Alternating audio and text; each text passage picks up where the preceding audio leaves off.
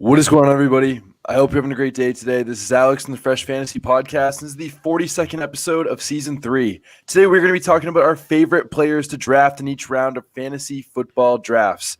ADP is obviously different on every platform, but these 10 guys we each have are some of our favorite guys to draft regardless of platform. Joining me today to break this all down is a former manager at a Fortune 100 financial company turned fantasy football superstar after working at Pro Football Network, The Athletic, and Fantasy Pros, and is now a fantasy football analyst at the worldwide leader in sports, returning to the show with over 25,000 followers on Twitter. He is ESPN's Eric Moody. Welcome back to the show.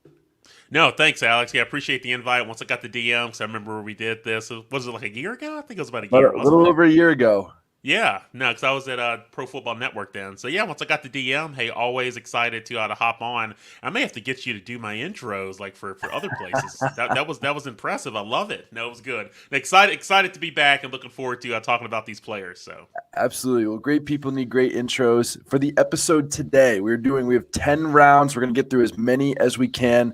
And with these 10 rounds, we are using ESPN ADP. You work at ESPN, no better ADP to use. Now, I understand for some people play on Sleeper or Yahoo or NFL, CBS, all these different places. But I think the important thing to note for people today, even if these players go in a round where you're like, okay, they don't go in my round on my platform, that's okay. These are generally players that we talked about before the show that we just genuinely really love these players and are all guys you need to be keeping an eye on your drafts. We'll make our cases for them. We will start with round 1, work our way down to round 10. So, Eric, you are the guest. We will start with you today at the very top in round 1. Who is your favorite player to draft in round 1 of ESPN drafts? yeah, it's so many players and so many different options. I know we talk about Christian McCaffrey, Jonathan Taylor, Dalvin Cook, Najee Harris, but I think it's one player that keeps getting forgotten, and we're going to change that on this show, Alex. And that running back is Joe Mixon. Like he seems to be like an afterthought in round 1, considering the players that surrounding him. But if you look since 2018, I'm like Mixon's averaged 20.5 touches and 16.5 fantasy points per game, and we'll have the best offensive line of his career that he's running behind in front of him, blocking in front of him in 2022. So I think last season kind of gave us a glimpse of what Mixon is truly capable of. So you look at his stats, he had a career high 1,205 rushing yards. Again, behind a suboptimal and often injured offensive line that essentially kind of forced Mixon to create something out of nothing. But from a film perspective, what I liked that I saw from him is that he showed a lot of patience and his ability to read a defense, which also meshed well with his powerful running style. And that was important considering that offensive line. So to bring all that together, I've been targeting Mixon a lot if I have a late round pick in fantasy drafts. So that's my guy. I love Joe Mixon. I think he's also slept on. I really, really like him. People are like, okay, he's not going to catch passes. Like, so why are we drafting him? But the thing I look at is that they said that there's a chance he catches more passes this year. Whether that happens or not, that's fine.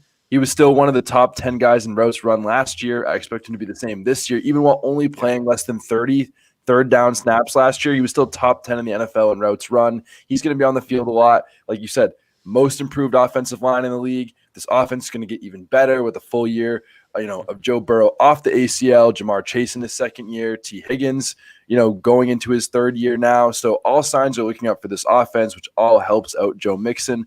My guy in the first round is the perfect mix of safety and upside, and it's Justin Jefferson. He's already a top 6 wide receiver in each of his first 2 years so far. He's in a new offense. He's going into his third year in the league. And this new offense is supposed to be a lot more pass heavy. He did these things on a run heavy offense. Now their offense is the offense that was from the Rams last year with offensive coordinator Kevin O'Connell, is now the head coach in Minnesota. That was the offense that had Cooper Kupp break all those records. Am I saying Justin Jefferson's going to do that? No. But again, top 6 wide receiver each of his first 2 years, going to be better in his third year. The offense is great in his is going to be better than it has ever been. So I'm super excited about Justin Jefferson this year. Do you like him where he's going in drafts right now, or do you not? Do you like to go running back usually in those first 5 picks? No, it's like I like Justin Jefferson, and I know on social media, like on Twitter, I know I've gotten asked a lot of questions about Jefferson, but you hit on a ton of great points, Alex. And hey, you and I are aligned with Jefferson, so I think he's the type of guy that could exceed expectations. And I'll go as far as to say he could even finish as the top fantasy football wide receiver this year. So I like him. Would you draft him over Cooper Kupp, or is Cooper Kupp still the guy? No, I would consider drafting Jefferson over Cooper Kupp. Like, I know some people are like, "Oh, I'm not really worried about that," but I am legitimately concerned about Stafford and the elbow. I know that publicly the Rams aren't going to say, "Well, we're really concerned about Matthew Stafford and the elbow." Of course, they're going to be like, "Yeah, he's great, man. Yeah, he's good. He's going to be fine." But that's something that could like linger. When you consider the length of the NFL season, and all the throws, especially the number of pass attempts that he averaged last year, and they're going to want to throw the ball this year. I am slightly concerned, but I do prefer Jefferson over Kupp. To answer your Okay. question. That's a great, and I think I'd do it at this point too. If it wasn't for the elbow, I would not be like trying to like get ahead of everybody and put Jefferson at number one. I would still take Cooper Kupp, but just because there is some level of concern, as again, they're both great players. They're both the clear top two wide receivers to take. It's just taking one over the other because that's the little thing that is the one thing that is the deciding factor for me between them two with how close they are. So I'm willing to go Jefferson. But let's move on to our second round. Who is your favorite player to draft in round 2 of fantasy football drafts right now?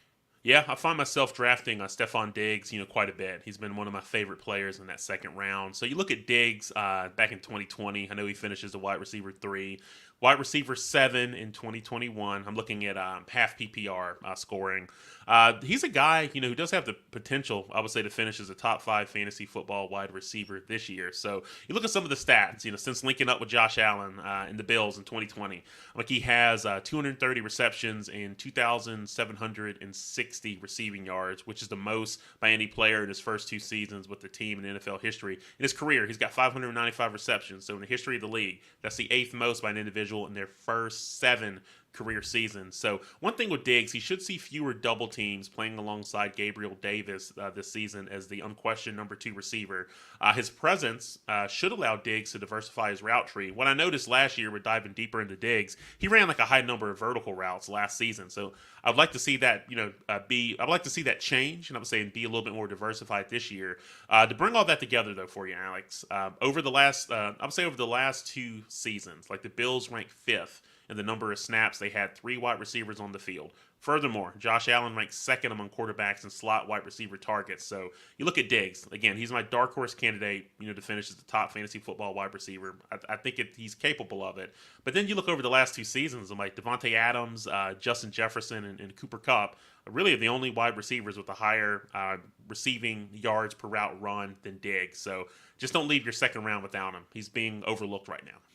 I love that. I think one of the most overlooked stats with Diggs that he has 5 more end zone targets than any other player last year in the NFL. He obviously didn't convert them at the highest rate, but to me that says he's due for some positive regression in that. Maybe Gabriel Davis will be stealing some of those now that it's not Emmanuel Sanders or Cole Beasley. But Stephon Diggs, I really like him in the second round, but honestly not as much as I like DeAndre Swift in the second round. I love getting Swift all day, every day in the second round when he falls there. The biggest thing is just beyond the talent, history is saying this guy is due for a absolutely massive season. He had the 4th most fantasy points per touch all time as a rookie. The 3 players to finish higher than him all later finished as the running back 1 overall in fantasy. For those wondering, it was Christian McCaffrey, Alvin Kamara, and David Johnson. Swift is also one of 7 running backs to ever earn a 6.7 or higher running back grade from Lance Zierlein's running back grades. Each of the other 6 players to have the 6.7 or higher grade all had a top 6 fantasy season by their 3rd year. So Swift, again, would be a historical outlier if he doesn't have a big production season this year. But also, Swift last year was 1st in targets per game. He was also one of the highest running backs in target share. His offensive line is put back together and should be much improved from what it was last year when a lot of guys missed games. This offense should be better overall and should be scoring more touchdowns. And Swift, after all of this, should still be better going into his 3rd season in the NFL. Jamal Williams is not getting any younger. If anything, he is only going to see less snaps. But last year, Swift was 8th in average snap share anyway. Only 7 running backs in the NFL higher, as much as it seemed like Jamal Williams was always in the field. I am all in on him at his price. Eric, please tell me you love my guy Swift. No, absolutely. I'm sitting here nodding and smiling ear to ear as you're going through that. So no, very big on Swift, and it's I know some fantasy managers talk about like his injury history. Is he going to be available? And I believe this year will be different. I know he's worked a lot this offseason. Now, it's no kind of advanced metric to quantify this, but I've read reports where he's been working on trying to play through injuries, but also how to better protect himself when he takes contact on the field, whether that's going down a little bit early or positioning his body so he doesn't, take kind of hard hits in vital areas. And I think that'll help a lot. I know the running back coach there, former NFL player. Oh, his name escapes me. Was it Deuce Staley. Staley, Deuce yeah, Staley. yeah. And so I know has experience in the league, and so he's been helping him a lot with those things. But just think about it. I'm like, to your point, like if Swift plays, I'm like, if we get 16 games out of Swift, I'm like, just think about the statistical possibilities there, right? It's huge. It's huge. And the other thing with Swift that I also want to note is that, I mean, he said the other day in an interview that he thinks that he could get a thousand season, 1,000 rush yards, 1,000 receiving yards. And immediately there are people listening to this that are like, it doesn't matter. Anybody can say the big stats. The most important thing to point out about that quote is he said, I believe that Deuce Staley can help me get there. Mm-hmm. That's his running back coach, the guy that's in charge of the rotation between who's in there. To me, that says that Swift believes that he is going to get that type of usage to be able to do that. That's the most important part. Besides the empty stats quote, the fact that he thinks that his running back coach can help him get there means that they have him playing a bigger role for this season and they want him being one of their top playmakers. Swift is an auto pick if he makes it into the second round of your fantasy football drafts. Let's go into round 3, possibly my favorite round of fantasy football drafts right now. I love, what's happening in round 3, early round 4. We'll go back to you, Eric. Who's your round 3 player? I will say this is like my favorite player ever in fantasy drafts right now. Yeah, it's Michael Pittman. I've been high on Michael Pittman since Matt Ryan has decided to continue his career and take his talents to Indianapolis. And you look at last season, what Pittman was able to do. He became the first Colts wide receiver since T.Y. Hilton back in 2018 to surpass 1,000 receiving yards. He did that too with Carson Wentz under center, and he only had a 25.7% target share. So you look at Ryan's arrival, it really elevates the entire offense, in my opinion. I would say historically, we're all very familiar with Matt Ryan and what he's been able to do. Like he supported a top 10 fantasy wide receiver in every season of his career except for 2013 and 2021.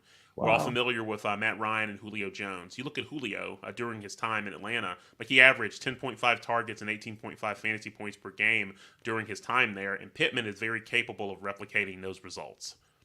I love that. I love Michael Pittman. He's one of my favorite players to get. But again, like he had a 25% target share and it's just his second season. Like that's only going to go up into his third season.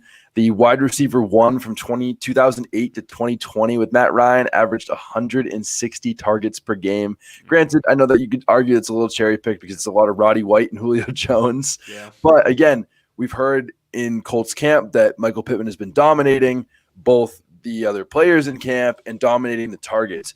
Every preseason game that he's played so far has only been 3 games that there have been in preseason, but he's had at least a 23% target share in every game on limited snaps. He has been the guy getting the targets. I don't think that, Alec Pierce or Paris Campbell is going to take enough work away. And I would expect that this offense was in a lot of positive game scripts last year, more than any other team in the NFL. They should be trailing in more games this year, which means some more pass attempts for Michael Pittman. I love him, but not as much as I love Saquon Barkley, who I think if he stays healthy is a real chance to be the running back 1 overall in fantasy football this year. His backup right now is Matt Breida. And for people that know Matt Breida, he's not someone that is going to be stealing enough touches away from Saquon. He's a smaller back. He's a speed back, but not someone that's ever going to take away significant work. Saquon's been on pace for at least 50-plus catches every year of his career. Even last year, right off a torn ACL, he was the running back 9 in fantasy for the first 4 weeks before he had a high ankle sprain. I know people are worried about if he can stay healthy, but he's just had some really unlucky injuries, like stepping on someone's foot last year.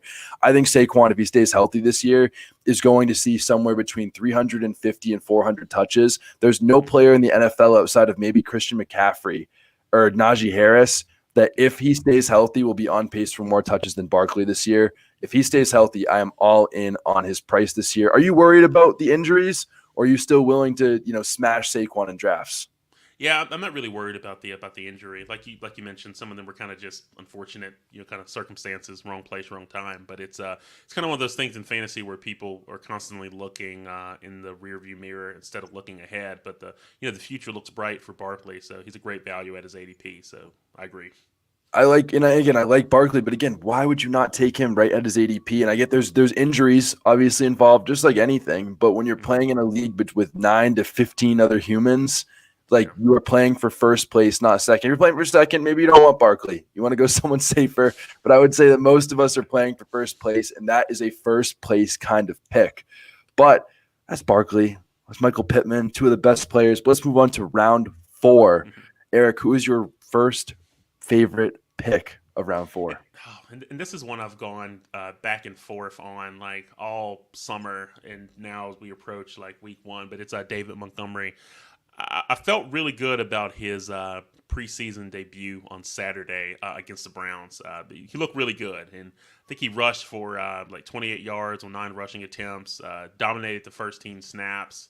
I know he was out earlier this preseason, didn't play against the Chiefs or the Seahawks. But, for fantasy managers that were worried about Khalil Herbert stealing away touches, I think this performance was a really good sign that it's still Montgomery's backfield. Like, if you look at ESPN's draft trends, he's the RB18, firmly on the RB2 radar.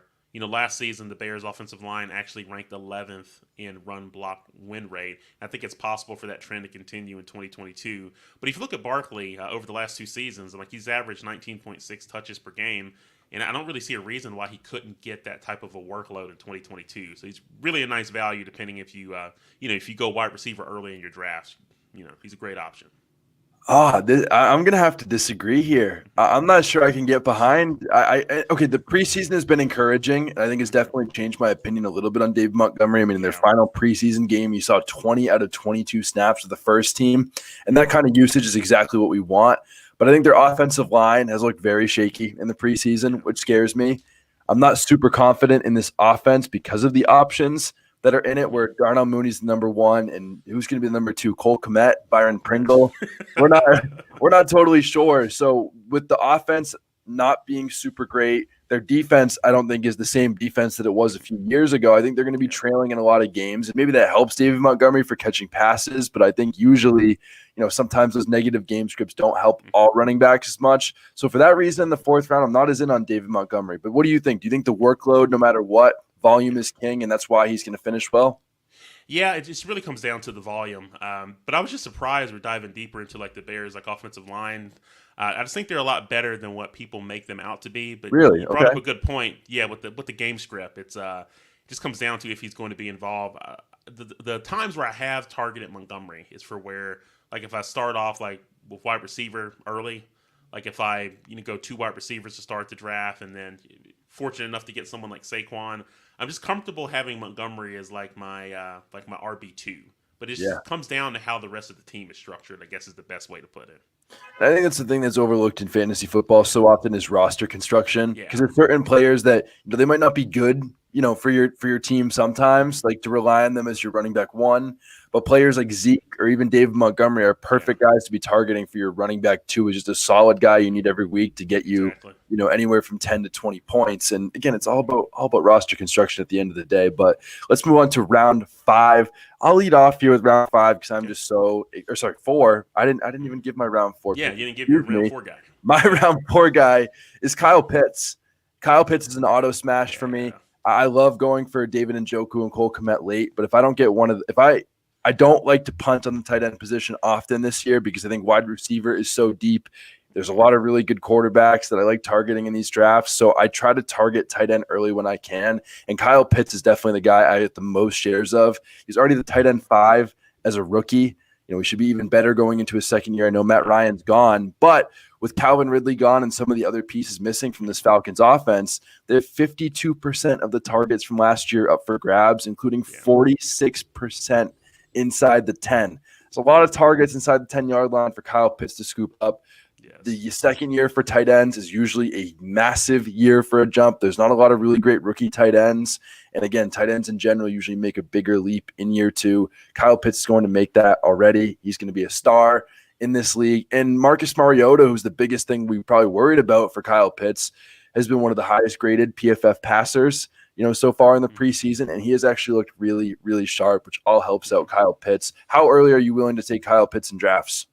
Now, I'm willing to take him as early as the 3rd round, depending on what your draft position is. Like, we kind of hit the head of the nail with the sweet spot is round 4. But if you're like in the tail end of the third round, I would definitely consider him. And I think this is the year. I'm like, he could potentially take the leap and finish as the overall tight end 1 over Travis Kelce, over Mark Andrews. And I think we could be talking about him as like the first tight end off the board in fantasy drafts. We'll say summer of 2023. So.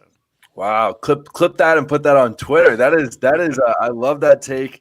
Maybe you'll be right. I hope that Travis Kelce isn't going to fall off this year. I mean, no 33-year-old tight end or older has ever finished the tight end 1 overall. I think Kelce's going to be the guy to break the trend. But Kyle Pitts could definitely be that guy, especially going into his third year next year. But let's worry about the second year. Let's hope he takes a bigger leap on that tight end 5 finish. And let's move on to round 5. I said earlier, I was so excited about this pick. So I would like to just start off for this one round. That's Travis Etienne. I just can't get enough of Travis Etienne in my drafts. He was the star of Jaguars camp. He's been the clear running back 1 in the preseason, granted without James Robinson. Trevor Lawrence was the only QB in the NFL to have over a 10% check down rate last year at 11.3%. The teams described him as their version of Deebo Samuel. Travis Etienne is also one of 12 running backs to ever earn a 90-plus grade from Next Gen Stats pre-draft. Every single running back to get a 90-plus grade has a top 12 finish in fantasy football at some point in their career.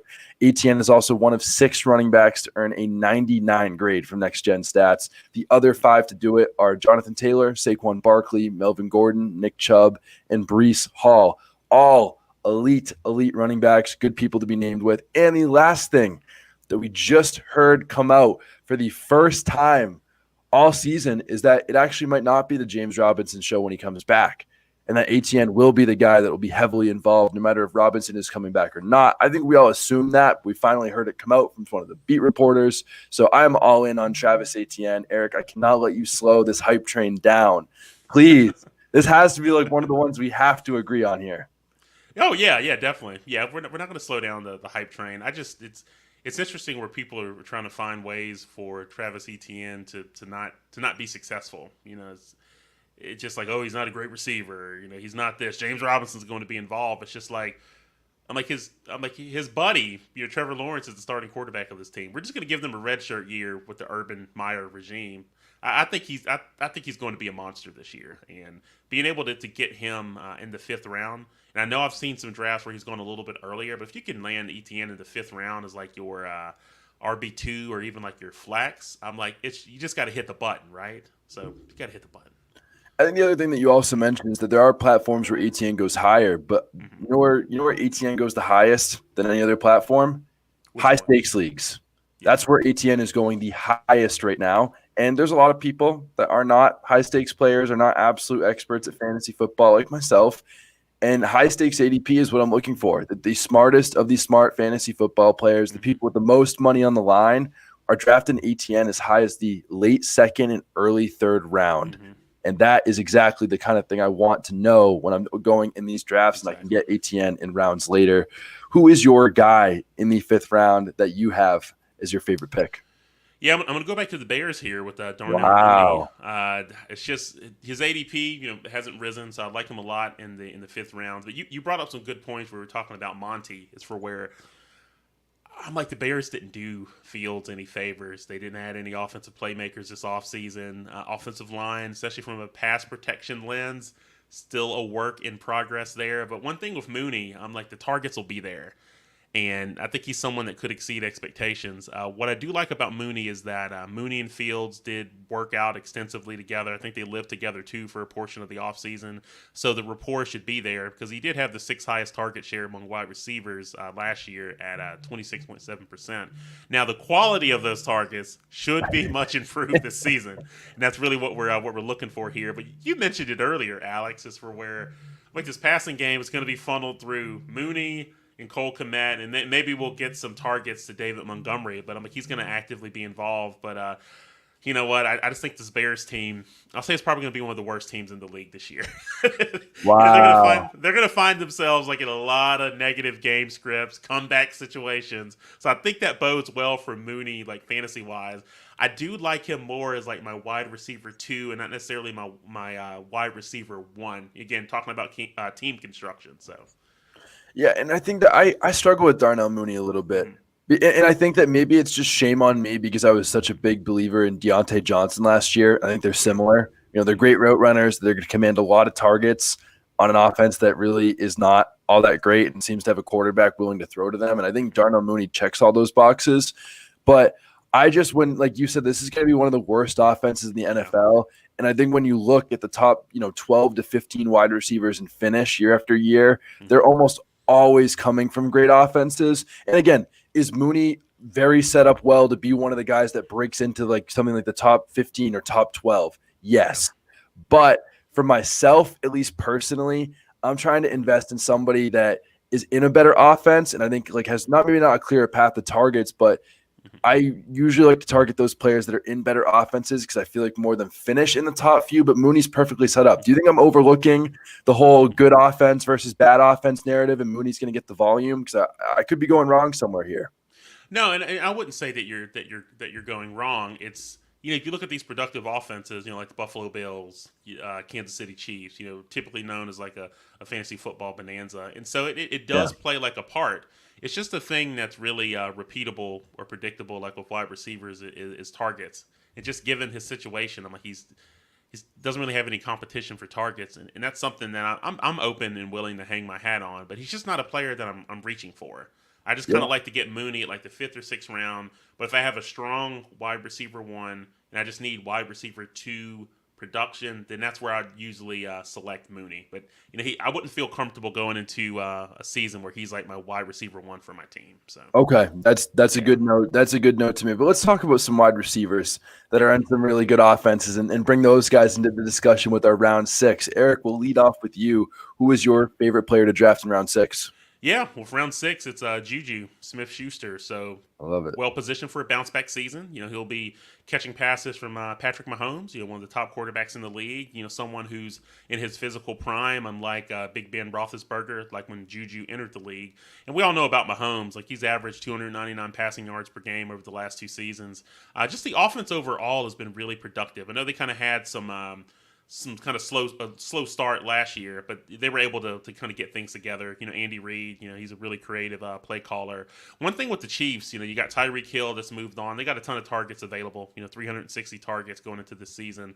And you look at the group of wide receivers that they have, like Juju's the only one with a 1,000-yard season on his resume, but he's had the most success of his career running routes lined up in the slot. And I just don't see them proactively saying, hey, Juju, come over to Kansas City and not have him run a high percentage of his routes from the slot. And to bring all that together, you look at Patrick Mahomes over the last 2 seasons, he ranks first among quarterbacks in slot wide receiver targets. So I think this could be a match made in fantasy football heaven. He's a nice value.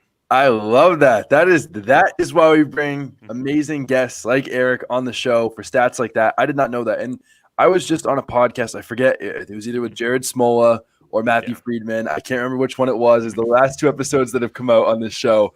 But one of the things that we talked about was Juju, and I said that I think this guy could be like, it's not out of the range of outcomes for him to be what Cooper Kupp was last year. Yeah. Because Cooper Kupp was not like known as someone that is a big route winner. He obviously took steps forward, but similar to Cooper Kupp, Juju's a guy that's had a previous top finish, just like Cooper Kupp did. He's in the best offense of his career, just like Cooper Kupp was. He's the best quarterback of his career, just like Cooper Kupp was. And here is the biggest thing overlooked.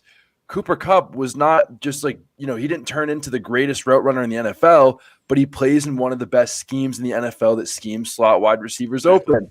And what does Kansas City do? They scheme players open as good as any offense in the NFL. Yeah. So when you're getting a team with Patrick Mahomes, who's targeted slot receiver as much as he has, and you get Juju in there on one of the offense that schematically, gets these guys open, and Juju is also still just 25 years old, and maybe he's broken down and old at 25, which I hope not, as I'm entering my 20s. But again, the potential is big for Juju, and like we talked about the Darnell Mooney, Juju's the kind of guy I'm targeting that has that massive upside in the 6th round in one of those great offenses. But another guy going to Cooper Kupp is Allen Robinson.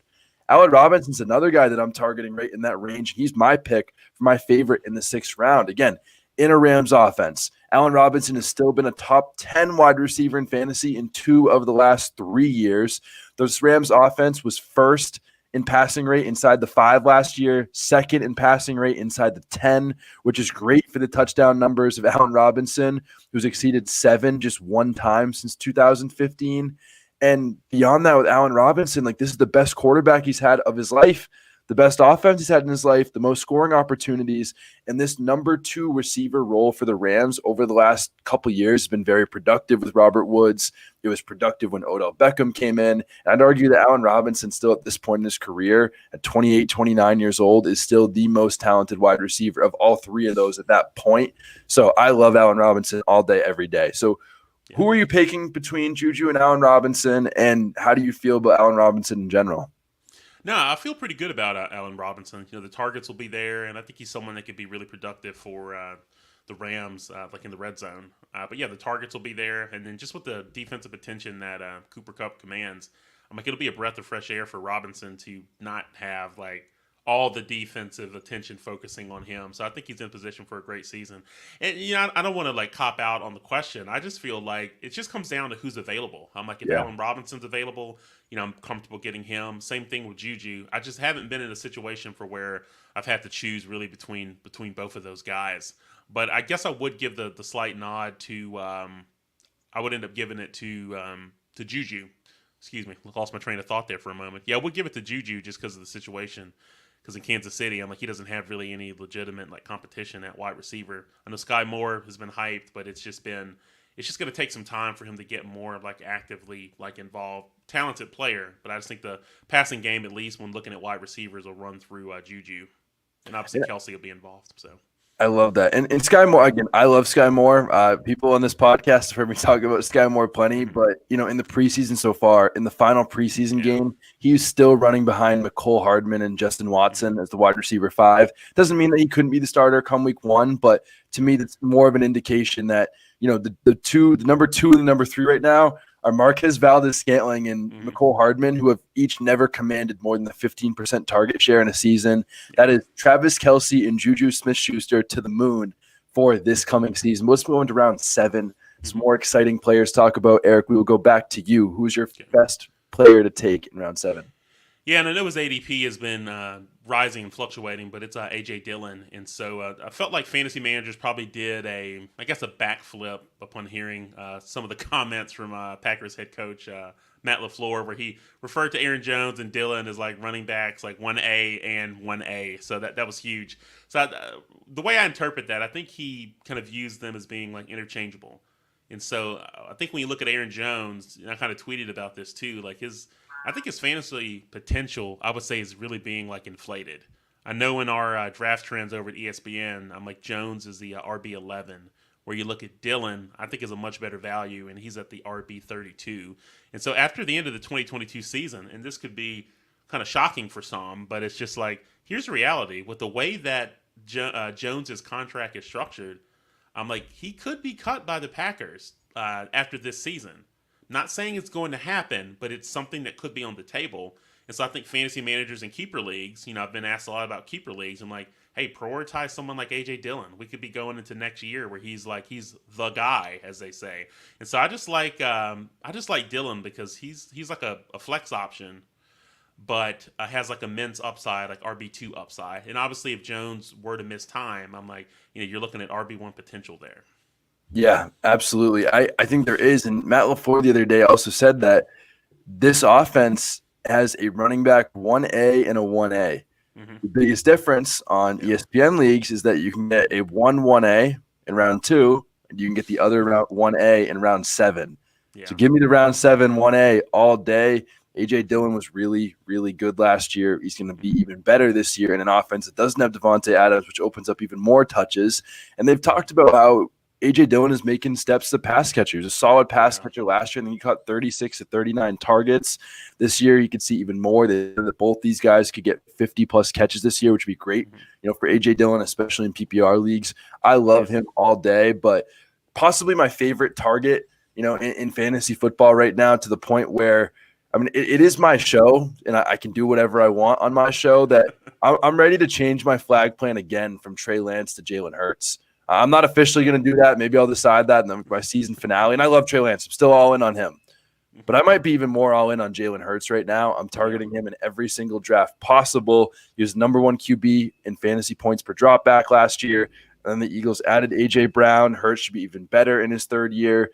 And at the same time, like Jalen Hurts literally was the QB1 for the first 11 weeks in fantasy football last year before a high ankle sprain. And that was with Jalen Reagor and Quez Watkins being 3rd and 4th in the team in targets last year.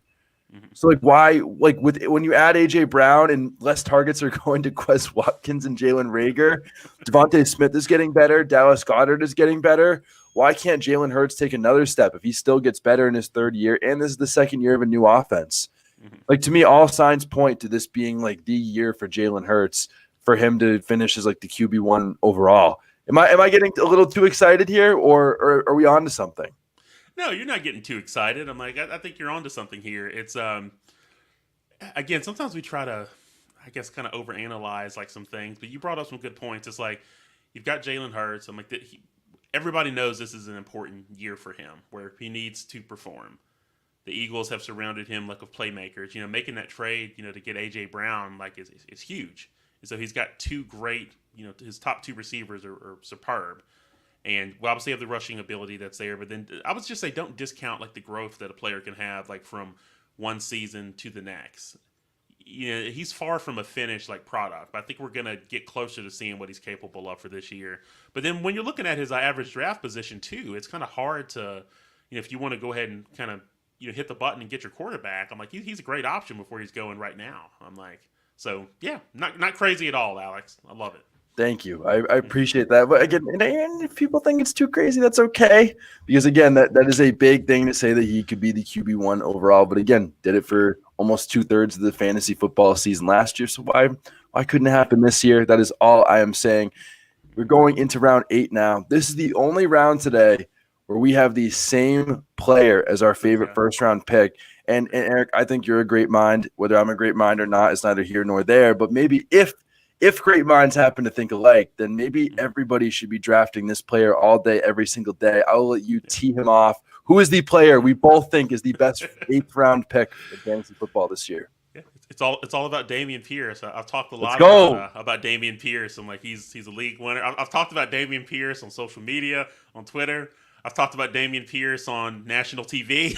So it's like I've talked a lot about Damian Pierce, but I think he showcased what he's capable of like during the preseason. I'm like, Houston's running game was dreadful last season, ranked, you know, at the bottom of the league in rushing yards and yards per carry, only 8 rushing touchdowns last year, fewest in the league. So it's just dire. But I think where people are looking at Pierce, which, and feel free, you know, chime in. I know you will in a minute, but it's just like they look at this guy and they're just looking like at his college stats and thinking, okay, well, who's this guy? Is he any good? I'm like, he was criminally underutilized like at Florida, but I don't think that indicates like his talent. I'm like, from a film perspective, I'm like, he's got everything that you want, like in an NFL running back. I'm like, he's got, you know, the play strength, he's got the burst, you know, all those things, and so he's really a great talent. But I think when you look at his competition, he's just competing against Marlon Mack, you know, Rex Burkhead and Royce Freeman, and everyone's like, well, Marlon Mack's a great running back. I'm like, he was. I'm just like they drafted this guy in the 4th round, I believe, for a reason. I'm like, he's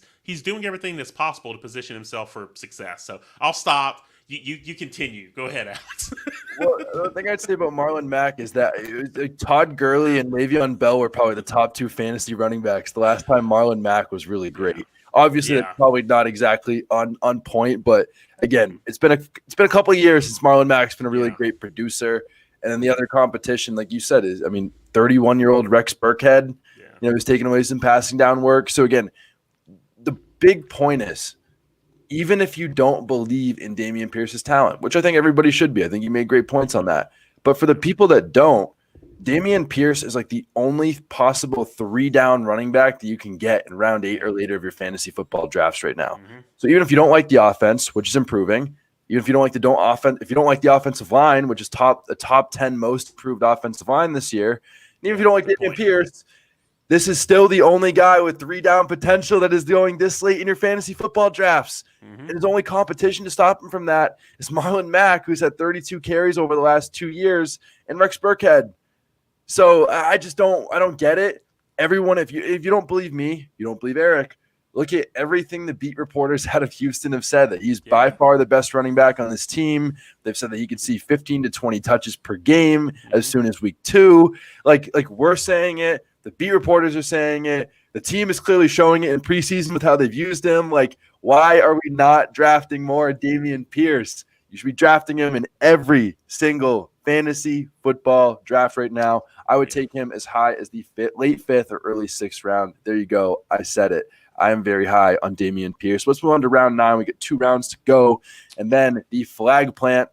Eric, we'll go back to you. Who is your 9th pick for the best pick of the 9th round? I cannot believe I just absolutely word saladed that. Yeah, it is all good. It's yeah, I think more people should be talking about like Ramondre Stevenson, which blows my mind that they aren't. So you look at the Patriots. Maybe it's just the Patriots backfield has everybody spooked. So that's possible too. But you've got you got James White. He's retired. You've got Ty Montgomery, who's expected to fill the void. He's got an ankle injury, still awaiting as we record this the results of his MRI.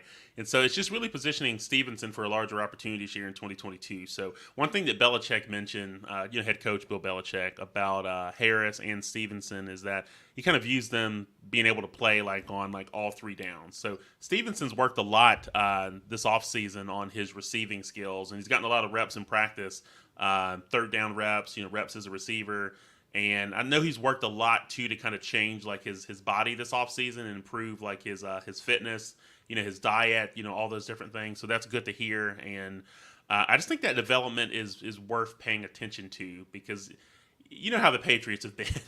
They've split the running back responsibilities based on the situation. They've got the one back you're going to work on early downs. You've got the short yardage guy, and you know what? You're going to operate on passing downs. And you know what? We may complicate things even further by having someone that's kind of like a hybrid or both. But anyway, in all seriousness, though, I think that with Belichick seeing both of these guys as every down backs is key. Now, I will tell you the reason that I prefer Stevenson to Damian Harris, because the perception is that Damian Harris is quote unquote the guy, and his ADP is a little bit higher than Stevenson. But Stevenson is my preferred target, and I think he's someone that also has league winner potential, because Damian Harris is in a contract year, and so Stevenson's ultimately going to be the future of this backfield. Because I just don't see them re-signing Damian Harris where they've got someone like Stevenson's there. And I think he's going to show a lot of people this year what he's capable of. So there we go. Exactly. And I'm with you. Most people that are listening to this probably play PPR and half PPR. And, Ramondre Stevenson is a much better pass catcher than Damian Pierce. Even as a rookie, he was already catching more passes than Damian Pierce was. So Ramondre Stevenson is the guy because he has the pass catching ability. And with Ty Montgomery, their 3rd down back, potentially out, it could be Ramondre Stevenson. They've said that could be taking over the pass work. Even Bill Belichick, who never gives praise to anyone, has really praised the work that Ramondre Stevenson has done in the offseason. I think one of the other notes that you also mentioned that people talk about of why you could have a big second year is just the work ethic. I know every player seems to have a great work ethic, but one of the things that Matt Waldman on the PFF Fantasy Podcast mentioned last week was that Ramondre Stevenson was 260 plus pounds, in college. And now he's down to 225. Like you said, this is just a completely different guy. And everybody has talked about around New England and, around Ramondre Stevenson has talked about how hard this guy works. And he's slimmed down 35 pounds as a running back, to be the guy that he is now. So big potential this year. But another guy with big potential is Christian Kirk. Christian Kirk is someone that I really like. Christian Kirk is someone that I was not in on fantasy football drafts at the beginning of the offseason. But he is now the clear wide receiver 1 for the Jaguars, which is so exciting. Obviously, getting the wide receiver 1 for the Jaguars. I'm being sarcastic with that. But they're paying him almost $20 million a year. And normally I'd be like, okay, whatever. They're paying him $20 million. That's fine. But they've said he's the most targeted player in camp. In preseason, he's commanding about a 30% target share or more. And Christian Kirk was already the wide receiver 26 last year when he wasn't even the number 1 option. And now he's playing as the clear number 1. He's still getting better as he's ascending, going into his age 25, 26 season, being paid almost $20 million per year on an offense that will be a little bit better this season. He is the perfect 9th round target of a guy that command a near 25 to 30% target share at this round. So how are you feeling about Christian Kirk? No, I love it. I was excited the whole time when you were going through that. It's you gotta follow the money. It's at the end of the day, NFL is a business, and with these contracts, will usually dictate on where the targets or the touches are going. And no, I love it. I think he's being overlooked, and I just think people get they get wrapped around the axle over. Well, I wouldn't have paid him that amount of money. Okay, that's fine, but this guy's going to get fed. He's going to get over 100 targets. I'm where he's being drafted. I'm like, would it surprise like the two of us, Alex, if we're looking and talking in like January and like Christian Kirk's like a high end wide receiver too? Would that be out of the realm of possibility? No. Not at So all. yeah, there you go. So That was the exact. And again, people, if you don't agree with the money, listen to the former financial services manager telling you to follow the money with Christian Kirk. You should be drafting more than him. Exactly. Always follow the money. That's where the money always talks. But we each have one player left in the 10th round. Our favorite picks in the 10th round. Eric, we will start with you for the final best pick of each round today. Who is your 10th round pick?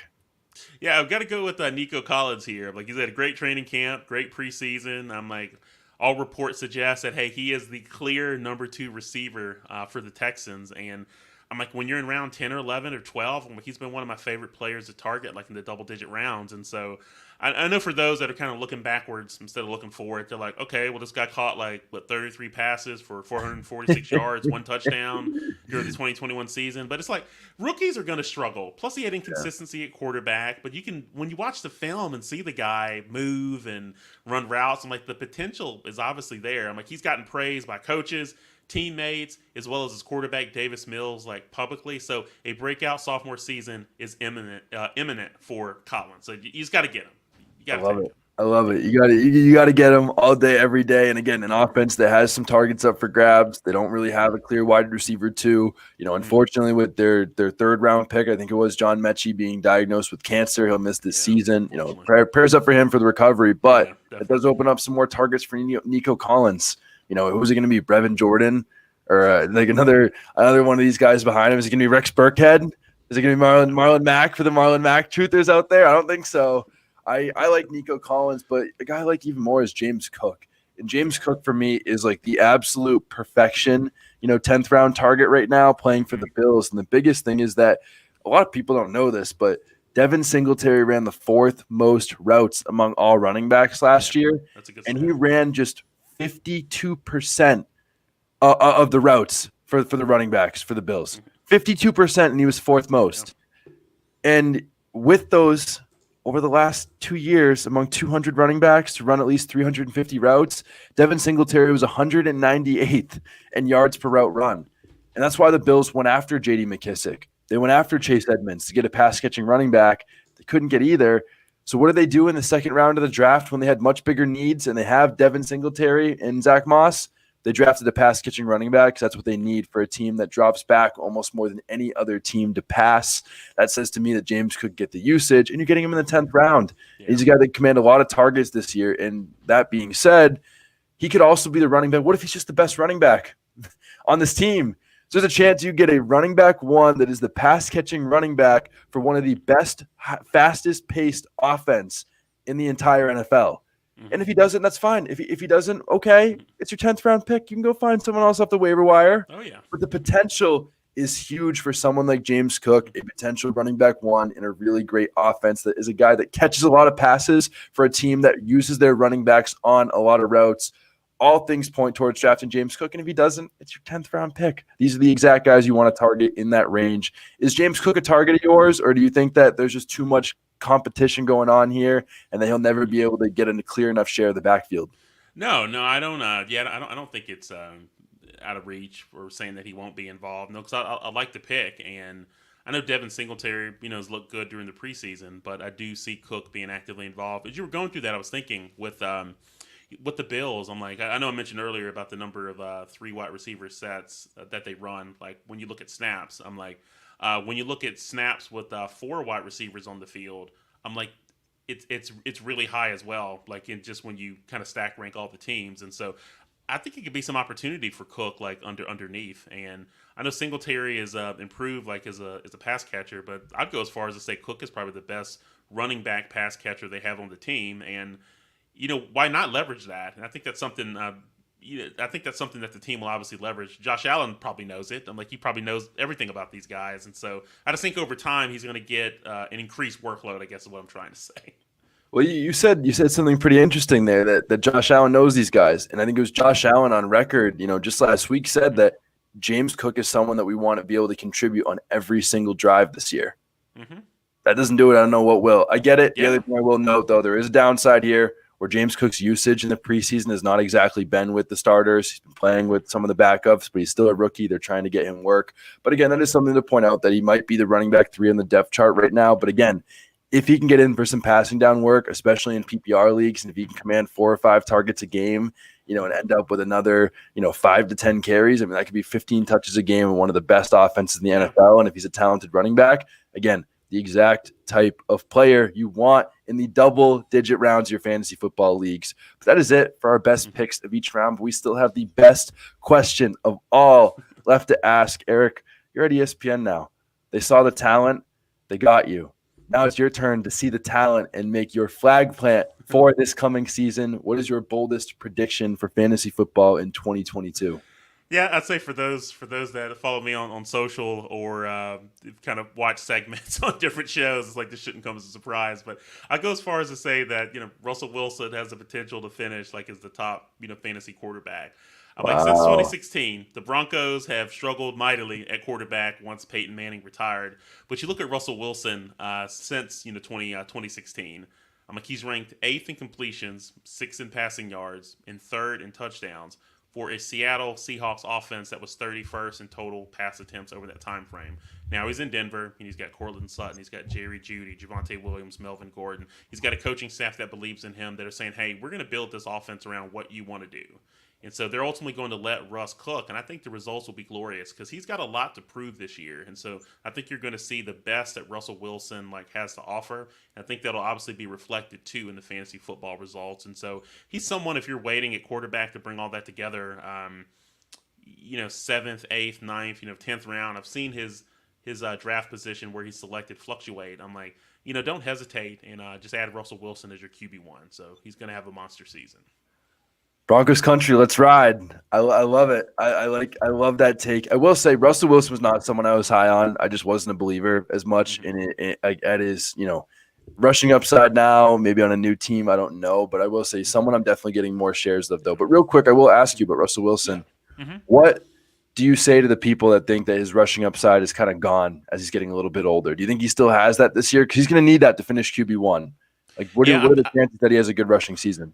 Yeah, I think we'll see like a little bit of that. But he's obviously like Russell Wilson 10 years ago. Like he's not going to be running around that way. But you look at how proficient he was as a passer, where the Seahawks ultimately kind of had constraints on him, and he won't have those constraints in Denver. But also something else to factor in is that, and this may not make Javonte Williams truthers or Melvin Gordon truthers happy, but they want to pass the ball more and throw the ball more in the red zone. And so I think he's going to be able to offset that lack of rushing with touchdowns. And so that's something to consider because once they're getting in the red zone, whether it's, hey, I'm going to throw this ball to Javonte Williams or Melvin Gordon or Cortland Sutton with his wide catch radius, I think he's going to be able to close the gap in that area. So I'm still feeling good.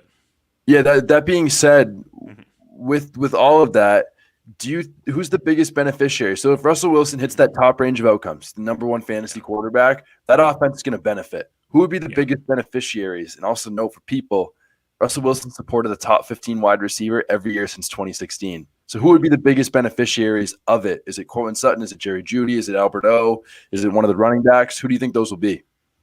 Yeah, I would say that probably the biggest beneficiary, if things go according to kind of how I'm projecting it, would actually be Cortland Sutton and Jerry Jeudy. Where you look at Wilson in the last season where he played, full complement of games, he was able to support 2 top 12 fantasy receivers with DK Metcalf and Tyler Lockett. And so, I could see kind of history repeating itself again. But we also factor in, we haven't even talked about the division, in AFC West, it's going to be a ton of high-scoring games where they're going to have to throw the ball and score a lot of points. And so I would say ultimately it does benefit Sutton and Jeudy because I do have them both projected for an eerily similar number of targets. So I love that. That is absolutely fantastic information from one of the best in the business. Another really, really great flag plant. But Eric, it's been a pleasure having you back on the Fresh Fantasy Podcast once again today. Before we go, you're at the worldwide leader in sports. Doing a lot of great stuff over there on TV and the articles, everything all in one. Where can the people find you? Where can the people find work and some of the other Twitter threads that you've also been putting out? Yeah, and I would just say first of all, Alex, hey, thanks for the invite. I know when we met last year, had a good show, live stream podcast, and so I felt like we had a great one here today. So, I would say if someone's finding me for the first time, go on social media, whether it's Twitter, Instagram, any of the platforms, and you can find me at Eric N Moody. So follow me there. So if you like fantasy football, you obviously be right at home, but I also write about the NBA and WNBA from a fantasy sports and sports betting lens as well over at ESPN. But I would just say follow me there, and during the season, we'll be writing the waiver wire column for ESPN Fantasy. So you can check that out kind of late on Monday, late afternoon, early evening, and I'll appear on the Fantasy Focus show and other things on ESPN. So check me out there. Always very active on social. Happy to answer any questions that you have. So. I love it. Truly one of the best in the business for a reason. Now at the worldwide leader in sports. But Eric, it's been a pleasure having you on the show today. Make sure you go follow him at Eric and Moody. But it's also been a pleasure to have you listeners listening along with us for the Fresh Fantasy Podcast today. It's always a pleasure as we're getting deep into the season. I think we only have two episodes left, I think, after this in the regular season before we get into the actual, week 1, week 2, and all those type of episodes. So, Eric, it has been an absolute pleasure to have you on. It's been a pleasure with you listeners, and we appreciate all the support on this podcast. It has grown immensely over this year, and I am forever thankful for that. But as always, please leave a review. You guys already know what to do, and I hope you all have a great rest of your day.